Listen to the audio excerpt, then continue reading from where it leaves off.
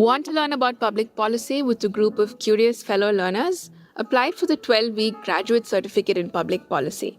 Early bird deadline closes 27th July. Welcome to All Things Policy, a daily podcast by the Takshashila Institution. We are a bunch of policy nerds based in Bengaluru, and we like bringing fresh perspectives to Indian affairs and Indian perspectives to global affairs. So grab a cup of coffee, sit back, and join us for today's chat.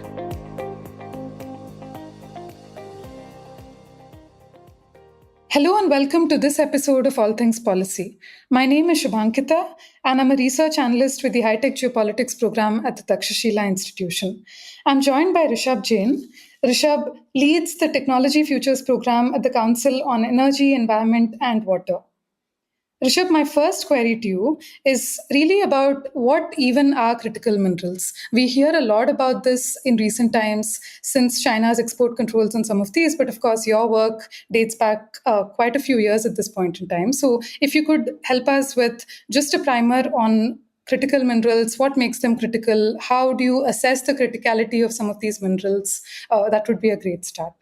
Thank you, Shobhankita. Hello everyone. I work at CEEW, and my work in critical minerals, of course, I've spent the last couple of years working on critical minerals, but the work at CEEW on critical minerals dates back for nearly more than 10 years now. We started actually working on critical minerals on the nudge of the one of the earlier national security advisors. And this happened because one of the export bans that China had put in then on Japan.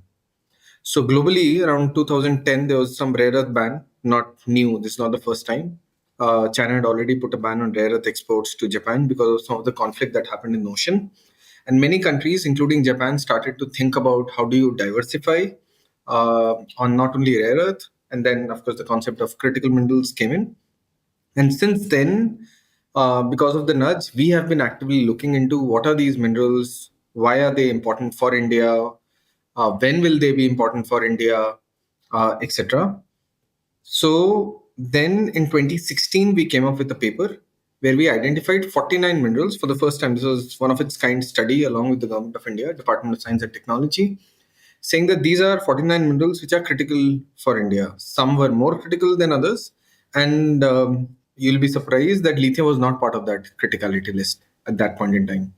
We extrapolated our demand from industries to 2030. And then we said that, okay, there are certain minerals. And there were two parameters which we used from how European Union was categorizing their critical minerals. One is the economic importance. And second was the supply risk. Using these, of course, there are certain numbers that you crunch. And then you say that, okay, these are too broad metric. And using these, there are certain minerals that are more critical than others. Now, it may be because your supply is very concentrated, there are no alternatives, or it's a very important component in your manufacturing, or you don't necessarily have those minerals in your country. Maybe in other countries where you would want is also very, very few. Or some of those countries that you would buy from are not politically stable, so you cannot even rely on them long term. So there are different parameters, and of course, one can make them even better. So we did that. That study got a lot of attention. But then, because a lot of those critical minerals are also, this is very strategic document, right? These are critical because there's a expectation that some of these minerals will see disruption. But if next couple of years there's no disruption, people will say, are these even critical itself in the first place? Because of a globalized world, many of these minerals may just be available. You just pay the price and they're available. But after COVID, during COVID, actually, we saw a lot of supply disruptions on not only critical minerals, but for many components that many industries required. And that is where governments across the world started to realize that how dependent they are on China specifically for their industries and for their industries to function. Because once the shipping was being delayed and once there were other challenges in China, the exports paused or stopped, and then that had started having ripple impact on many industries globally. And since then, of course, we are discussing a lot on supply chain. for clean energy technologies, auto components, electronics, etc., etc. But also then we go back to the raw materials that make of these, and that's where critical minerals. So critical minerals, it's the criticality of these minerals will vary from a country to country. It really depends on the approach a country would want to take towards a certain mineral. We can say that coal is very critical to us because it is the largest source of our energy in India, and it is also a domestic resource. But we can also tweak a definition and say that this is anyways available in India, so it's not per se critical. We are focusing on things that are more critical that we have to necessarily import, and there are chances that that may see any disruption. So while coal can be of economic importance, the supply chain disruption is very, very low, because it exists in India. So maybe that is the reason why we may not necessarily put it in critical minerals or raw materials, etc. So this definition varies from country to country. India has identified its own set of minerals. In the year 22 to 3 years ago, we came up with a list of 30 critical minerals in India. The work that CEEW did was also referenced in that document. And then the government made certain amendments to a law where it's called MMDR, where it said that those minerals, these are 24 minerals now, a subset of these 30, saying that these minerals, now the central government has the jurisdiction to potentially do the auctions of these. Until then, all these minerals were supposed to be only be auctioned by state. Anyways, the revenue also goes to the state. But then, given the strategic importance, the central government, specifically the Ministry of Mines, said, okay, I will auction, I'll support you, but then you will still get the revenue, but I'll still have a mechanism to do that. And then since then, of course, we've had multiple rounds of auctions of critical minerals, both in the land and of course in the ocean itself. And many of these, it will take time. These are very early stages of mining and exploration. It will take time before we get these minerals. But at the same time, as we figure out these 24 or 30 critical minerals, it's also important that we periodically reassess these minerals on a periodic basis. Suppose a mineral like lithium now, which is often thought as very critical, very important, which it is. But maybe tomorrow, if you find critical in lithium in 100 different places across the world, maybe it's not critical anymore because you always have alternative source of supply, and maybe from countries that you can rely on. So it does not necessarily mean that it is very critical per se, right? So there's always a need to reassess which of these minerals are. The number of minerals also vary from country to country. So a lithium will not be very critical to a country like Australia, which is the largest producer of lithium, or maybe to Chile or Bolivia or Argentina. They're also producing very actively. But maybe for India because we need it, or maybe for China. So it really it varies. I mean, the benefit of categorizing some of these as critical, what happens is you can now have a focused approach in developing that supply chain. So because now you say that, okay, these are minerals that I categorize as whatever critical, strategic minerals, whatever. I mean, these terms can vary. Accordingly, the next set of policies will say that, okay, because these are critical or strategic, these are eligible for 5 different interventions, 5 different kinds of subsidies, whatever, tax breaks, etc. So you tag something or you untag them depending on where they are. And for India, as I said, these are 24. For America, I think they're around 50. There's a different number for EU, and different countries have their own set of minerals. In the case of the US, like you said, 50 critical minerals as they have identified it, right? So that's almost 30-40% of the periodic table. Do we then risk stretching state resources too thin, the longer the list goes? Yeah, I mean, if you actually expand it very generously, the whole purpose of critical minerals tagging does not also help, right? Because then everything is critical itself in first place. And I don't know what the process was in the US itself, but it may be because there are different kind of industries, a lot of academic research that may be going on. They may, for that reason, tag a certain mineral, which may allow them for subsidy. Now, there can be another layer to it. One is, of course, what the federal government would say, but the state government would also then say that, okay, out of these, whatever, 50, I would say 20 minerals is something that because I have the resources, I would want to put in more money. So it not only allows them, but other stakeholders in the ecosystem to take a more focused approach towards supporting that ecosystem basis their need.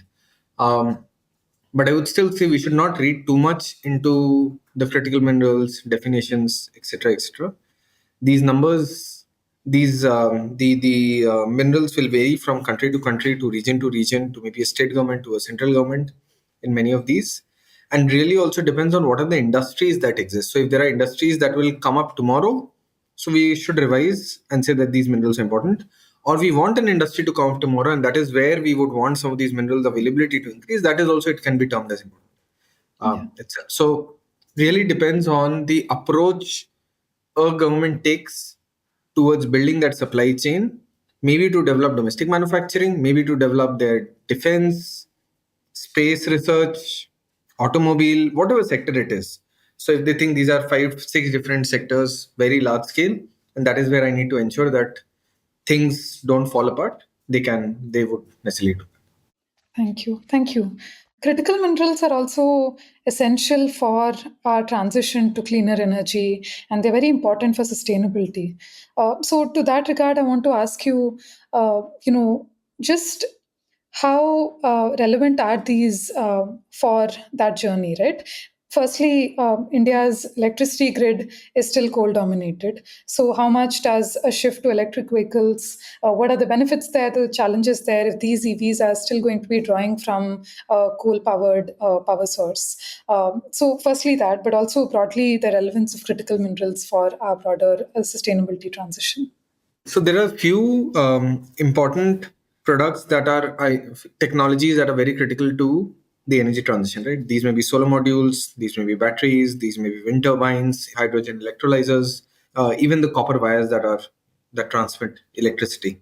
Now, for all of these, if you keep going back, there will be many of these minerals that will be required. Now, some of these, as I said, can be lithium if they're in batteries, can be silver, can be copper, can be titanium, vanadium for some of these batteries, and of course these cobalt, nickel, etc., with different purities also. And not just in clean energy technologies, but many other products, which include these are laptops, mobile phones, our tabs, our some of the purifiers, water purifiers, our vehicles, even in the steering wheels require rare earth, magnets, etc. Minerals are present in many, many places. Sometimes we are just not aware what is the role that they play per se. We often think that these are only few minerals or maybe some properties harness. But once you mix a couple of them with different purity, they form an alloy and then are used in different kinds of products itself in the first place, like televisions, radios, etc., etc. So they exist. Now the challenge has been many of the products that we often use, they have existed for many decades, at least in some form. Of course, the technology keeps changing, and the scale has more or less existed and has kind of plateaued. So or maybe it will increase not as significantly, maybe as clean energy. So I'll give you an example, right?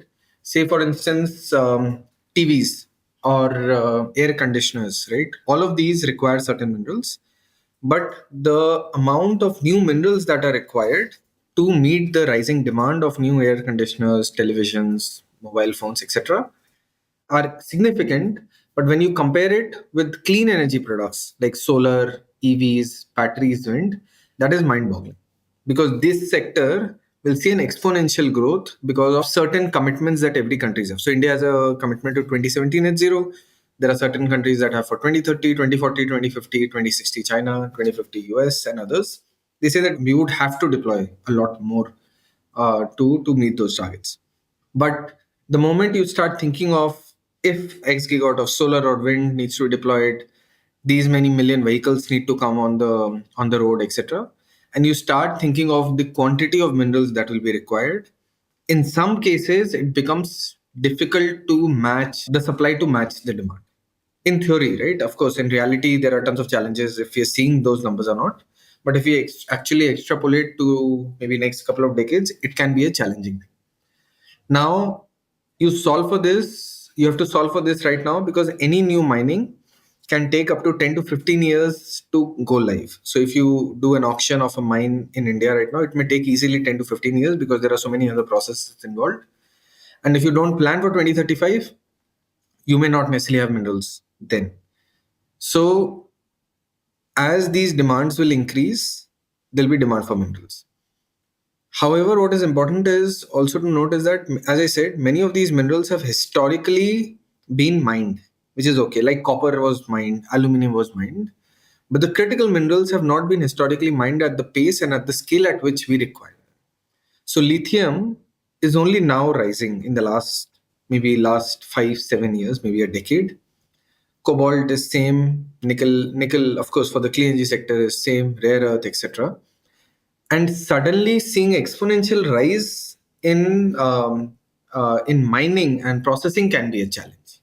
So that is where countries say that, okay, now I'm doing critical minerals, I'm tagging you as critical minerals, so I would auction more, I would spend more time in exploration and finding some of these minerals, and I would support in recycling of some of these minerals. That is where it becomes very important to meet the kind of requirements that we envision in the next couple of decades. But at the same time, I would want to say that while there are a set of people who are trying to mine more, find more, explore more, there are also second set of people who know that in reality this may not materialize due to for many reasons, right? And they are trying to do, and there are again two categories. One is who are trying to recycle some of these minerals, right, from the existing products. They say that there's enough that already exists, either in whichever country, bring in, you'll recycle, you'll use it again. So instead of mining, it's called urban mining. So instead of mining, you recycle and then you put in again into the similar product or any other product. So you reduce the requirement that. The other thought, I mean, we require everything together. The other thought is that can you find alternatives? So, for instance, in the solar module, there's a silver paste that is used in solar module, solar cells specifically. Now, there's a lot of research going on. Can you replace it with copper? So, the moment you replace it with copper, of course, the copper demand will increase, but silver is becoming a very important cost factor, but also the availability is becoming challenging. So, that is one. What there's more as we do more research, people are also trying to reduce the material intensity. So the amount of cobalt that is required in batteries, the amount of polysilicon that is required in solar modules, all of these are also falling drastically. So there's a lot of R&D in reducing material intensity, number one, finding alternatives, and then a lot of R&D in recovering some of these minerals. All of these, along with finding more minerals, cumulatively can solve the problem. There's no one right approach. We need to do all together, and that is where different governments are trying. In India also, we have this National Critical Minerals Mission, which was launched earlier this year. We are a knowledge partner to the Ministry of Mines, and we supported them in drafting this policy document. And that has elements of all of these. It talks about number of projects for exploration, number of projects for mining. How do you develop a processing capability of minerals itself? Because you may have the minerals, but if you don't know what to do with it, then it also becomes a challenge. And then finally, how do you recover some of these minerals itself? Yeah. Also, if you could answer, and I'll cut this out. Yes, on the coal, right? Yeah, India's electricity Yes. grid. Yeah. So then where are many of these minerals used? There's a electric vehicle is one particular category where you would want to decarbonize the transport sector. Transportation is one of the largest emitters of greenhouse gases in India, transportation sector. And there's a lot of push through different government initiatives, cafe norms, moving to CNG vehicles, and then of course moving to EVs. And then either EVs are being subsidized or there are the cost, the electricity that a discom may charge for charging your EVs is less, a very specific EV tariff. But at the same time, there are discussions on if you are running a vehicle and charging from the grid, are you truly decarbonizing the transport sector? The answer is yes and no. It really depends. So I would say there are two ways of looking at it. One, we are accelerating the process of energy transition in the country, right? We are deploying more as a country. Of course, we should deploy even more, but we met our NDC targets of 50% non-fossil capacity a couple of days ago. So we have already achieved in advance. Of course, we can be more ambitious. Now that we have achieved a target, we should aim for more. And these will, of course, as we add more solar and wind and more batteries to the grid, the requirement of thermal power will reduce. However, there are two ways of looking at it. There is a certain emission that goes into manufacturing EVs and batteries, right? From mine to maybe finally recycling all the materials. And then this vehicle runs for many years, maybe 100,000 kilometers, etc., etc. A good metric is that what is that you would have, how much you have emitted, say if you would have ran your diesel vehicle, petrol vehicle, even at BS4, BS6 norms for let's say 100,000 kilometers, 50,000 kilometers, etc. And then you compare it with an EV. So if I just buy an EV and run for 5,000 kilometers, it actually makes, even if I charge from solar, let's assume that, let's say I have a solar power project at my home and I charge it with solar, even then it is more emission intensive because there's more emission that went in, including that 5,000 kilometers. But if I do a larger number of kilometers, maybe 30, 40, 50, 60, 70,000, as we become efficient, these numbers also keep reducing. Then the break even for emissions is at a lower kilometers, even if you charge via a grid that is dominant by a coal power. So specifically for consumers who have long distance travel and can do 40, 50,000 kilometers, switching to EVs makes sense. It makes sense financially, but it also makes sense in terms of the emissions that may be happening in total, including mine to the final grave, but also the per kilometer emission. At the same time, we need to be aware we are every year adding way more solar and wind. So our grid will also, the emission intensity of the grid will reduce. So what we are comparing EV emission intensity. So if you're charging a vehicle today, the same grid will emit way less 3 years later itself. So we need to be also be mindful that even if today the grid is slightly more coal intensive, it will not always be the case, and we are hopefully on a downwards trajectory where the share of clean energy sources increases drastically. Yeah. Thank you. I want to come to the geopolitics of critical minerals, specifically with China dominating the processing and the recycling of some of these minerals, and also its willingness to institute export restrictions and use its dominance of critical minerals as a strategic retaliatory measure of some kind, right? In that light, where are we right now in being able to deal with this sudden shock of supply chains and also realistically wean away from China in the long term? Is that a goal that we should be pursuing, or is this a situation where all the stakeholders are complacent and comfortable as long as China keeps supplying cheap cost critical minerals for the rest of the world? Right. There are two ways of seeing this. One is that there are certain ambitions that we now have as a country. First of them being that we want to become a developed country by 2047. Second, we want to also do net zero by 2070. The first one will require a lot of industrialization. So the share of manufacturing in India's GDP should increase to 20-25%, which is, so in the larger pie, you need a larger share. So we are around 14% right now. Secondly, as we move towards 2070, CEEW's analysis suggests that we may require 5 to 7,000 gigawatts of solar and wind power by 2070. We are way less right now itself, right?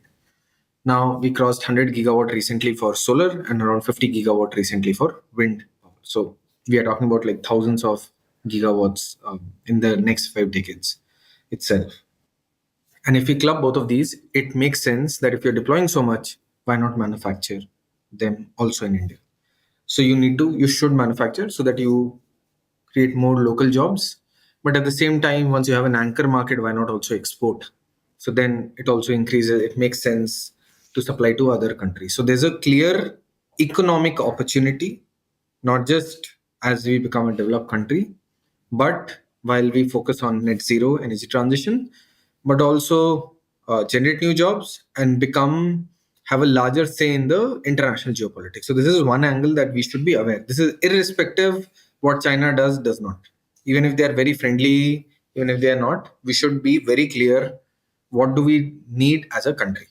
Now, secondly, China, of course, is our neighbor, and our past experience with them have not necessarily been the best, right? Compared to maybe the other neighbors, but they are our neighbors, and there have been many conflicts, including border conflicts and others, with them, which also means that there is a possibility that in an uncertain world, things can reach a roadblock, and we would not necessarily know what to do. So, if that is the kind of dependency, we need to be prepared for it.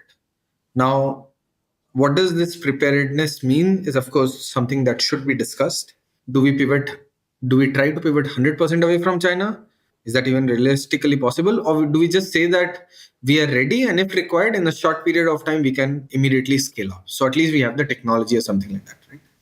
I think the answers really varies from individual to individual, how they see solving some of these problems. Now, again, this is my view. I think in the short term, we have to work with China. They have had in the past access to many of these critical minerals. Now they are of course buyers to some of these critical minerals. The mining companies are not always Chinese. They're equally spread. There are a lot of European, Australian, and American companies that are mining these critical minerals across the world. And China does not necessarily dominate them. They're of course a very important player, but these mining is dominated by, I would say, to a large extent, by the non-Chinese companies. A lot, as I said, European, American, or Australian. Now, but once they mine, the buyers are of course Chinese. A lot of them are Chinese. They get many of these minerals. So a lot of the lithium export, the rock exports, spodumene, is exported to China from Australia. So Australia mines, then sells it to Chinese companies who then process it. So processing basically is that how do you extract these minerals from the ore? Now this ore may be like this is of 100 kg, and what I will get is 1 gram of mineral from that. So this is some very energy intensive process. It requires a very specific technology. It needs to be energy efficient, because that cost will be carried forward to the component that you will buy, the battery, solar modules, etc. And they have in the last decade not only built the capability but also have kind of got the first hand advantage of spending so much time and energy in R&D. So whereas many countries beyond China, and I'm mostly talking about Europe and US and maybe Australia, Korea, Japan, who have historically been the nations that have pushed for technology R&D, they have basically lagged in the last 10 years, and a lot of these technology leadership has now been transferred to China. They have clearly have a mandate from top down at a national level, at a state level, that we need to focus on R&D and get our leadership there, reduce the cost, commercialize some of these technologies, and then of course sell it anywhere in the world. So they have been very successful at that, and they process a lot of these minerals itself. So the technology of processing is highly dominated by China. So how do you extract rare earth? How do you process it into the right form, right purity, etc.? But not just, they don't stop here. What do you do with some of these lithium hydroxide, lithium carbonate, rare earth oxides, some sulfates, some mineral sulfates, etc.? They have also built the capability to make components out of it. So rare earth per se, while they are still the heavy rare earth, there are two kinds of rare earth. The heavy rare earth are still found, a lot of them are found in China. The ability to use them to make magnets also exist in China. So they have built that capability, and they are making, I mean, magnets may be made by other countries, but the kind of magnets, the good quality magnets, are now being made by China. And these magnets are then used in EVs. These magnets are used in other, even in regular vehicles, but in many other use cases. So minerals, access to minerals, they're buying a lot of minerals, they're processing them, they're making components and the final products, and also deploying those. So China is also one of the largest deployers of solar, wind, and battery technologies and EVs. And they are doing way more than the rest of the world, way more than the rest of the world. These numbers are, many of the countries that have done in their lifetime, they're doing in months time. Or what we have done, they're doing it in 6 months time itself. So there are three kinds. What they recently did, they banned rare earth minerals export, they banned rare earth component based, so magnets export, and more recently they've also banned technology export. So LFP batteries, there are export restrictions in sharing IPs of these battery technologies. They had also banned shadow ban. I mean, many of these are not even formal, kind of also saying there's a ban on the export of machineries to manufacture some of these. So, as many countries across the world, including India, came up with policies and subsidies to domestically manufacture, say, batteries, solar modules, etc., what happened was these companies also ended up going to China for their raw materials and components, for their machineries, for their expertise. And now, even if you would want to set it up, you're again at the mercy of China. And as you go backwards, you're still there. So it is a long drawn process. We need to be patient. We need to have a very strategic view, but at the same time, understand the importance of R&D itself in the first place. There are though technologies that exist. There's a American company called First Solar. Now they're manufacturing in India. There are different kind of solar module technology. They claim to be completely not independent from the Chinese supply chain. They've developed their own machineries, own technologies, and similarly there would be other battery technologies like flow batteries, etc., which are not reliant on China. But the benefit that China often has is the economies of scale. They are able to build at such massive capacities that is very difficult for others to scale up and match with the government support, infrastructure support, and then kind of flood the market with the same product. So everyone, whoever wants to buy solar module, will go to the crystalline polysilicon solar module instead of, say, the other technologies that may potentially be available or can be developed itself. So it's a very complex ecosystem technologically, policy wise, their ambitions, and how the R&D is happening. And if we have to really solve for it, it'll take maybe a decade or two. It will require a lot of working on a lot of the basics, as I said, R&D, academia, our labs, scientific labs, but at the same time international collaborations. So if can we work with like-minded countries, maybe with Japan, Australia, countries in Europe, Germany, or even US to solve for these, because only then we see that okay, there are already few people doing it there, few people in India. Can we then come together to develop a better magnet itself or recover rare earth from the existing magnets itself? So just one example. Yeah. Yeah. So, of the 3 or 4 things, if you were to count equipment as well, that China is restricting exports of, would it be safe to say that it's the value added processing, the export restrictions on rare earth magnets, that's going to really hurt global economy, automobile manufacturers in the short term? Because recently also we had news of automobile manufacturers in India slashing some of their targets in light of some of these disruptions. Would that be safe to say? And if so, what are our options in the short term? That is correct. So it will impact if rare earth magnets are not available. It will impact the production line for both EVs and regular vehicles, the petrol and diesel vehicles. So because magnets are used everywhere, of course, there are more magnets that are used in EVs. In the short term, there is no other way other than to negotiate and work with China. So they've already come up with a process, the Chinese government, which says that every shipment that goes out of China will require approval. So they need to specify what is the use case, etc. It is not for defense purpose, blah blah. And once that happens, in theory, of course, this needs to materialize. They'll give an approval, and then companies can ship their products to India and whichever. So yes, it will impact. There are, as you said, there are companies who have already said that our lines will shut down, or they're already shutting down because we don't have access to magnets, because they've not necessarily stored beyond whatever a month or so of magnets itself. In the long term, however, right, we need to start thinking of how do we solve for the dependencies that exist. So thankfully, because of this, there have been a lot of discussions in various forums. There's a critical minerals processing conference that Ministry of Mines organized, and we supported them a couple of weeks ago. We saw that many of the CSIR labs said that we have the capability to make magnets. There are private companies that are also now showcasing magnets. So the technological capability may exist. It seems like it can be developed. But the point is that can we make it commercially viable? So even if we make, or if we are able to make it technologically in India, many times the cost is on the higher side compared to Chinese products.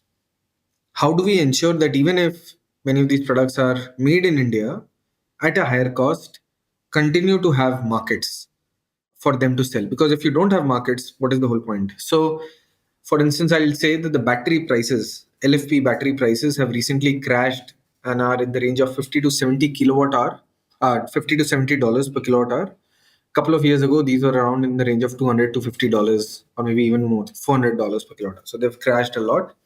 These numbers were expected to reach around 2035, if I'm correct. Around that was the range. That was number of years that people were expecting it to go down, and we saw it in 2025 itself. Now, for any company, it is so easy to just import and deploy in EVs and grid scale, and that is where you're seeing some of the tenders that are coming with solar and batteries and wind.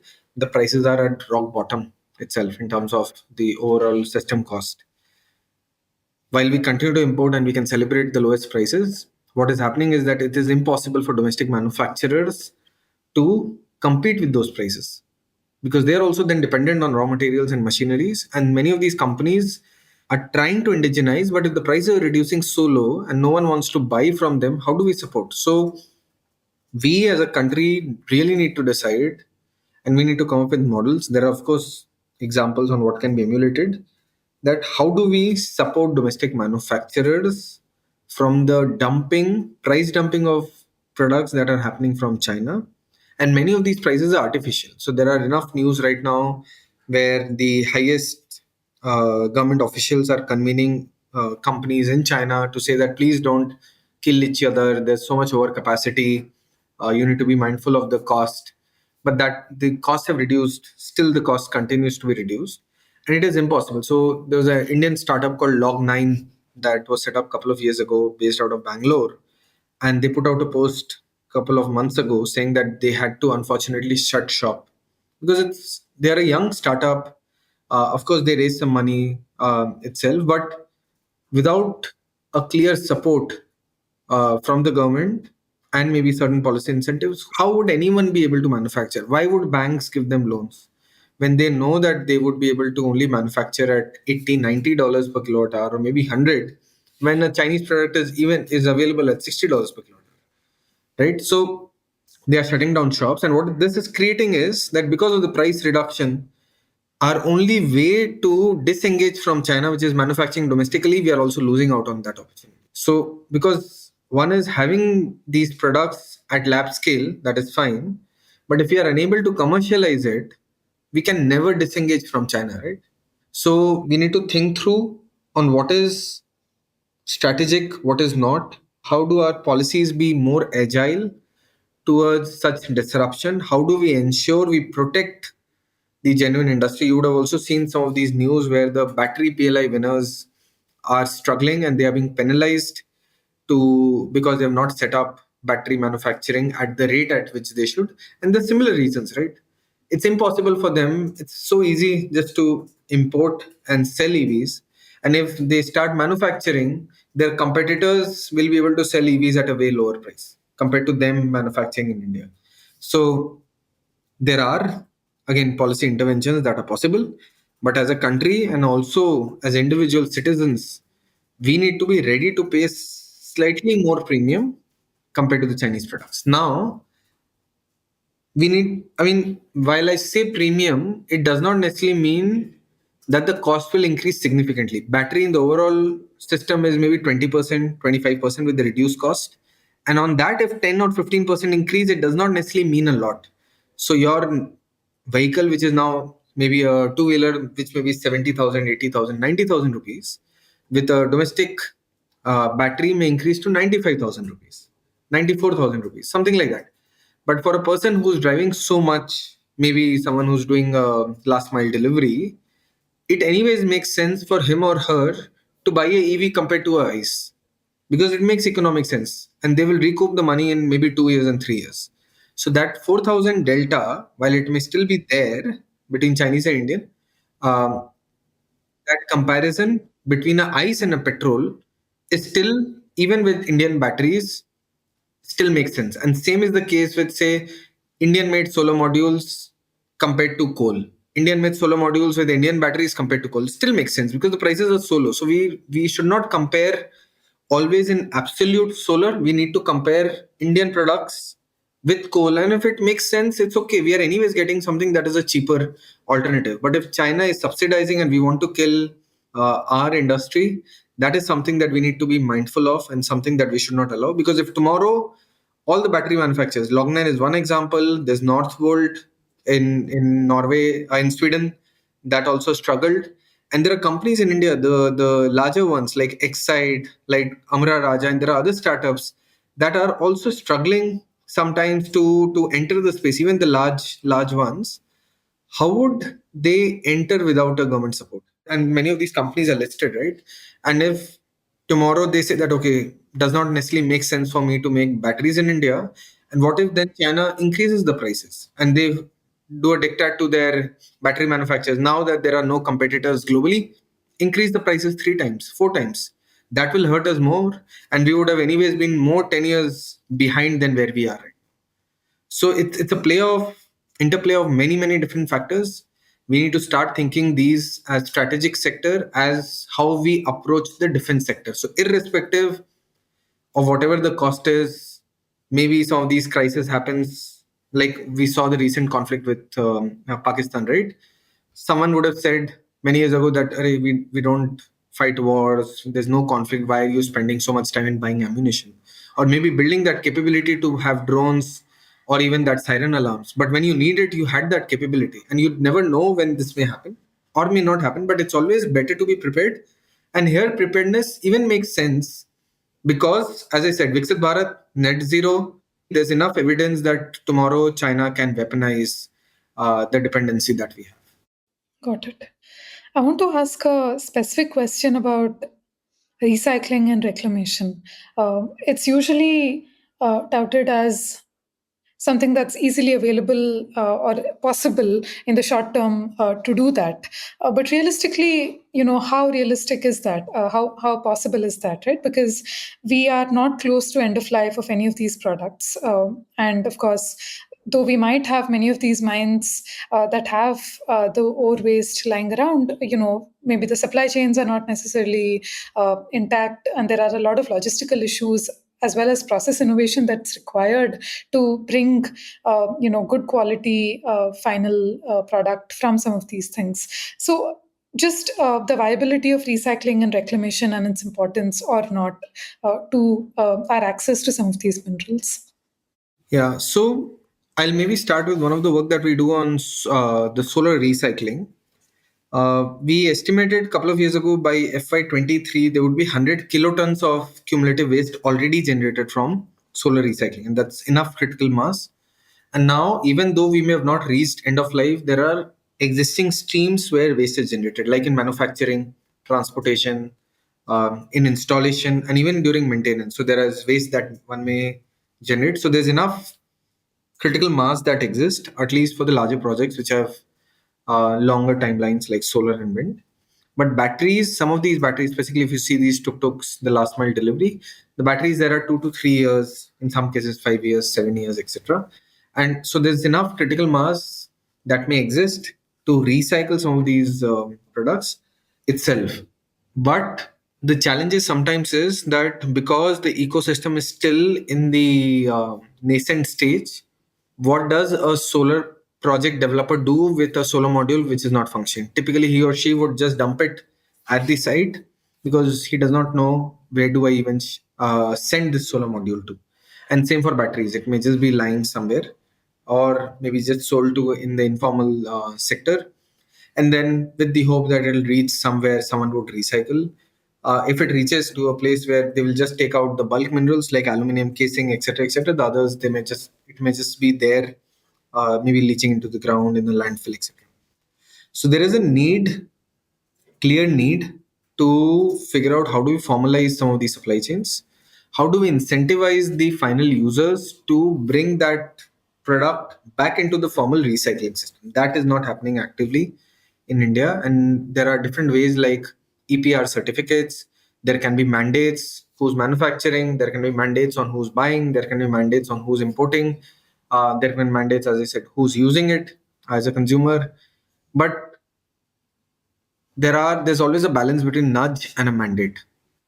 Who do you mandate? Who's responsible, etc. So can we say that just because we have bought a mobile phone, are we responsible that this mobile phone goes back to the recycling ecosystem?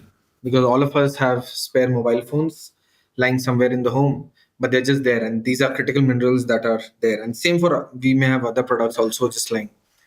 Do we just say that it is now rule that you will have to do it? What happens if not? Because someone may say it is just my choice. So how do you mandate? The other is, of course, nudge. You nudge them, you explain the importance, but at the same time, do not make it economically difficult for some of. So suppose you are now told that you have a mobile phone, now you have to submit it 100 kilometers away from your whatever place. There's only 10 recycling centers, and if you don't give me evidence, you cannot even buy a new mobile phone. I'm just saying hypothetical example, right? There's so much then barriers that we have put in, then it creates a problem. And same if we extrapolate it to a solo module developer, you will say that okay, now it is your responsibility to bring it to a district headquarter or the state capital or wherever it is to, but then who will pay for the logistics cost? Who will pay for the time and energy, etc. And instead they'll just say that there's no replacement of solo module, but it may just be lying. Who will verify, audit? um, and parallelly, what is also important is that let's assume that many of these products are being recycled. There's a cost to recycling, right? And at the end of the day, we would want to use some of these minerals also. So let's hypothetically, let's assume the cost of recycling a solar module is, I'm just telling you, 5 rupees per watt peak, right? And the cost I'm telling you right now is of new solar module in China, not in India, is 10 rupees per watt peak. Economically, does it make sense? Because you can buy a module which is nearly same the price, and what will you do even after recycling? Who's paying for this cost?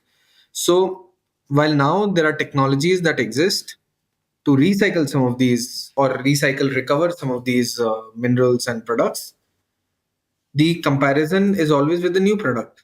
What is the point of recycling? Because if I'm getting the same, because who will the recycler sell it to?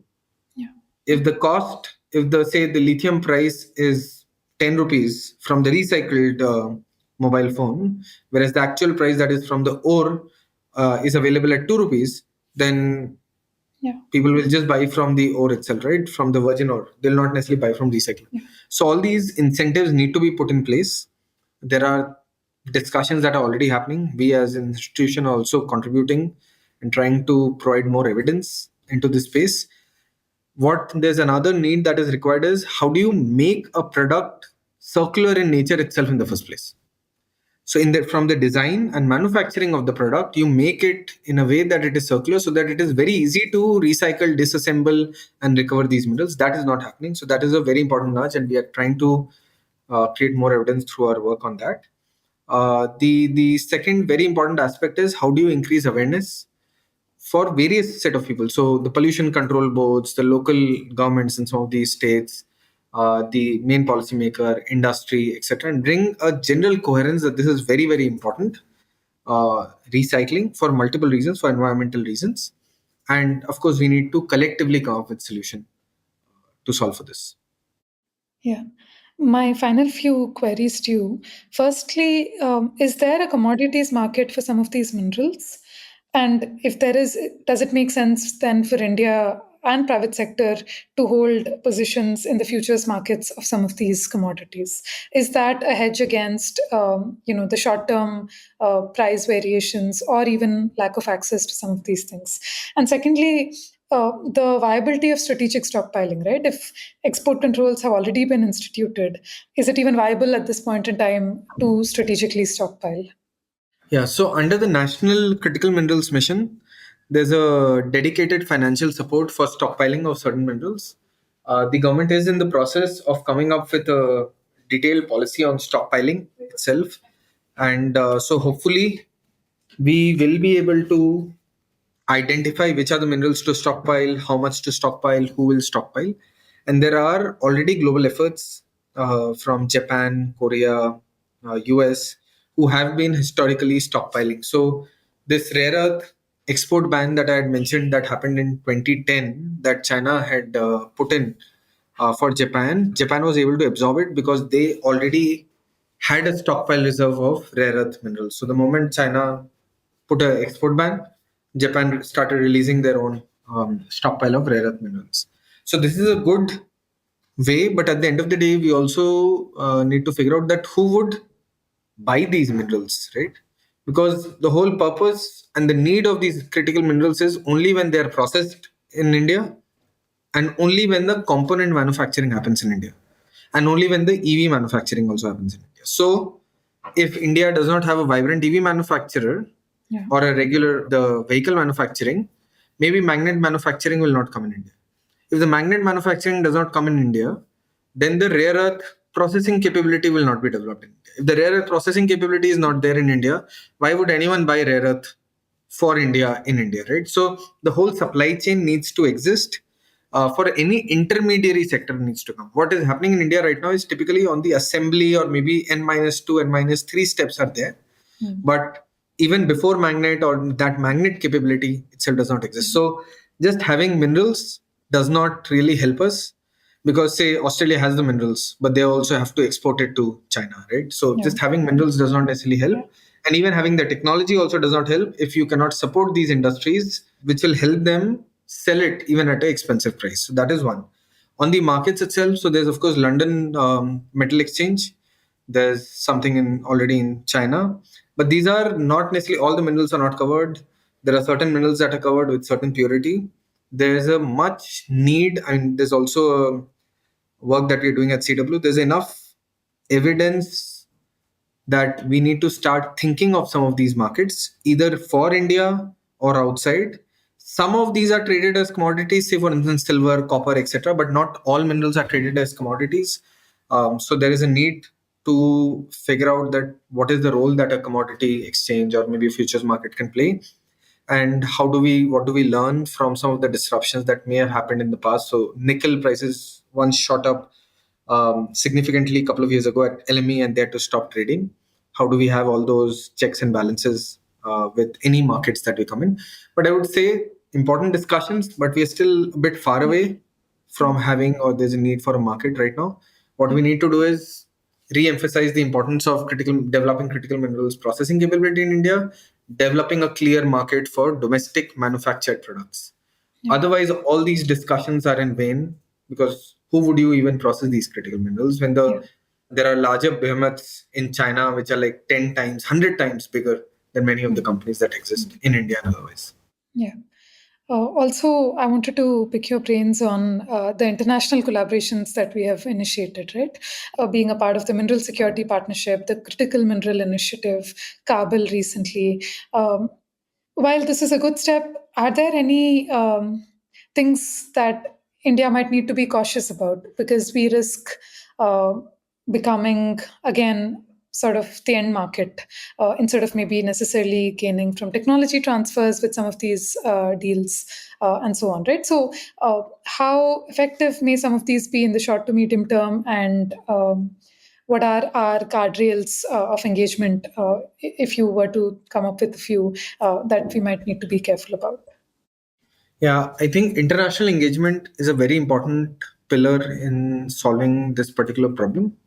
In 2023, under India's G20 presidency, the final document that came out for the first time had so much dedicated mention of critical minerals, both in the energy transitions working group, but also in the leaders' dialogue. There was a specific focus on critical minerals and to solve for it. Of course, China is also a member of G20, and all the countries agreed that there is a need to solve for supply chain vulnerabilities, dependence, etc.